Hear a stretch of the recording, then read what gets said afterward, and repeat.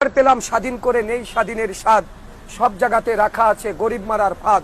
ধনীরা সব ধনী হবে, গরিব হবে শেষ, স্বাধীন করে পেলাম বুঝি এমন একটা দেশ। হাড় ভাঙ্গা পরিশ্রমে গরিব ঝরায় ঘাম, রাজা আছে মহাসুখে প্রজা পায় না দাম। ভাবতে গেলে অবাক লাগে, হাইরে স্বাধীনতা, এমন স্বাধীন পেলাম আমরা কেউ শোনে না কথা। দুর্নীতি আজ এত চাঙ্গা পঙ্গু হয় দেশ, দেশের টাকা বিদেশ নিয়ে দেশ করছে শেষ। দেখছে কিন্তু সব লোকে বলছে না কেউ কথা, আমরা কি তাই চেয়েছিলাম এমন স্বাধীনতা। প্রিয় সম্মানিত সুধী, আমি আপনাদের মাঝে যে কবিতাটা আবৃত্তি করলাম, আপনারা অনেকে আবার ভাবতে পারেন যে তলি কবি কি স্বাধীনতার বিরোধী?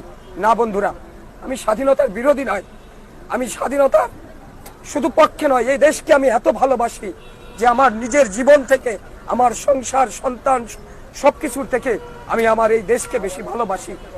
মূলত আমি লেখালেখি করতাম আমার ছোটবেলা থেকে, আমি যখন স্কুলে লেখাপড়া করি তখন থেকে আমি লেখালেখি করতাম, কিন্তু দারিদ্রতার কারণে বিভিন্ন সমস্যায় আমি আমার লেখাকে প্রসার করতে পারিনি, আলোর মুখে আনতে পারিনি।